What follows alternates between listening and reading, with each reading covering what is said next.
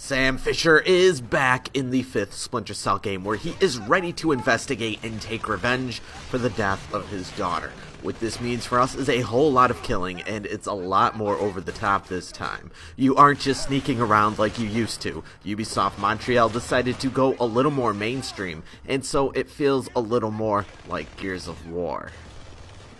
Half the negative reviews for this game seem to be based around the fact that Conviction here has disgraced the series, allegedly at least. You hide behind a crate, wait until you can pop some guy in the head, and then a firefight breaks out.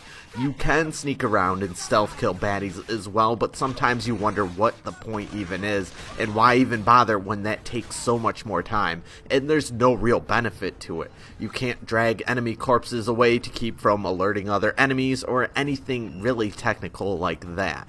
In a way, that is kind of a downer, but it hardly even matters to the gameplay here.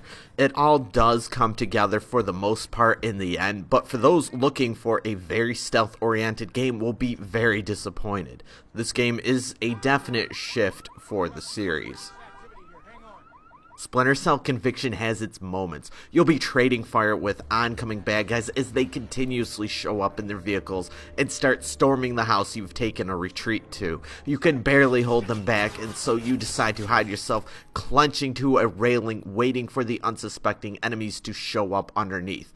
When just the right moment hits, you jump down, twist their neck, and kill his buddy by popping a headshot while he stumbles back in surprise. Then you see another car pull up, and 3 more enemies come hopping out, but this time, thanks to your recent melee kill, you're able to use the marking system to instantly knock them down as they come up by hitting the execute button. It feels so badass when all of it works out. You'll be fighting in hallways and garages and kitchens and so on and so forth, doing this same sort of thing as well. By the time you learn the controls, leaping between covers will become a second nature, and it's fun as hell. The good parts of Splinter Cell Conviction are very good. Other parts of the game are just sort of average. Being that this game comes from such a stealth-heavy background, you can tell that perhaps some segments may have had more stealth-oriented situations in mind. Unfortunately, though, you can't really do them given to how the game is set up.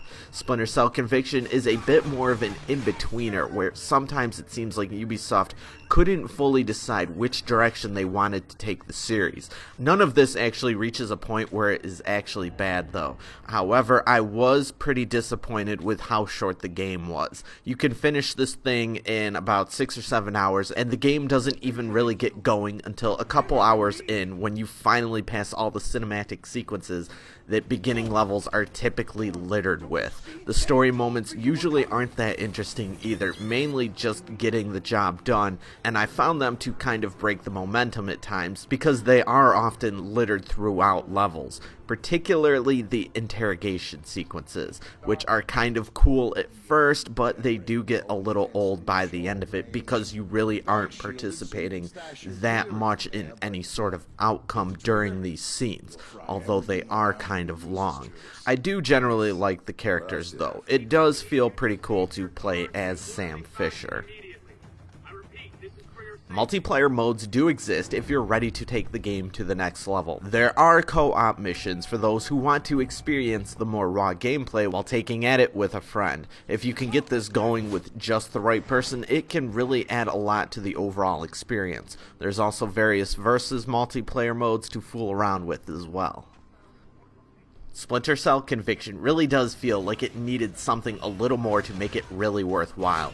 I was entertained throughout, but soon after finishing the single player and only dipping a little bit into the multiplayer, I started to feel like I was done. That I got my enjoyment and that I was ready to put this thing behind me as a decent memory, but it was never really truly amazing.